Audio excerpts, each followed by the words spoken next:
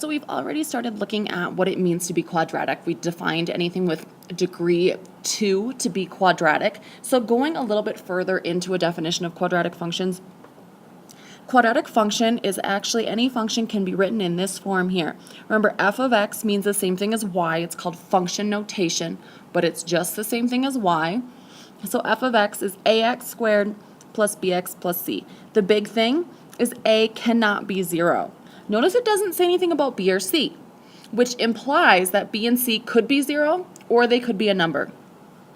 The ax squared, so specifically the term with the square, is our quadratic term.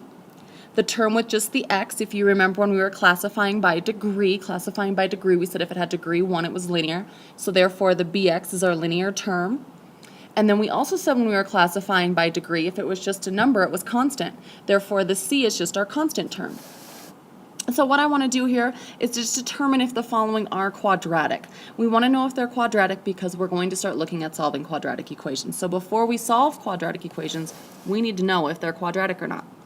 The big thing to remember is we always need to simplify first. So you should notice that a lot of this is going to be review from what we did prior to this. So I look at the first one and I have y equals 3x minus 2 times x plus 1. So the first thing I notice is I do not have that x squared. I don't have that quadratic term. So I might be inclined to say that this is not quadratic.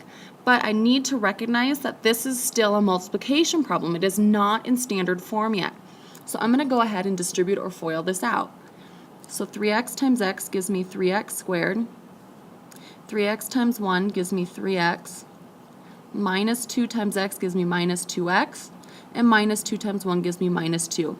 Combining my like terms, I get 3x squared plus x minus 2. So I notice that I do have this quadratic term. My coefficient is 3. I have this linear term. My coefficient is 1. And I have this constant term of negative 2. So this is quadratic.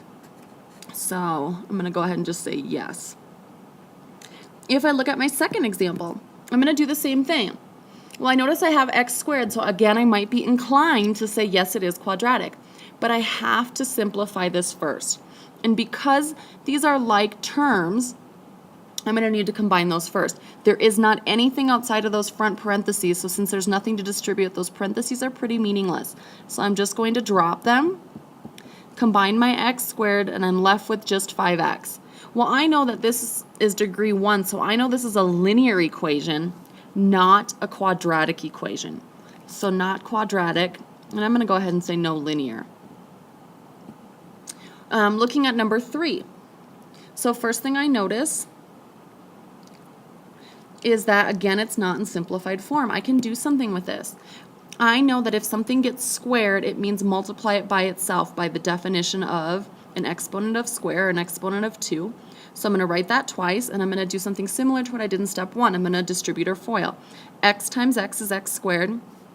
X times 2 is 2x. 2 times x is 2x.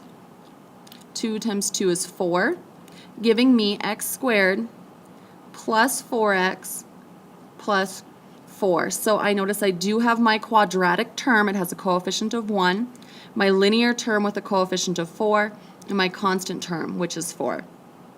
So I would say that yes, this is quadratic. Last example, number 4. So I have 3x squared equals 0. Well, this is in standard form, and I notice I do have a quadratic term.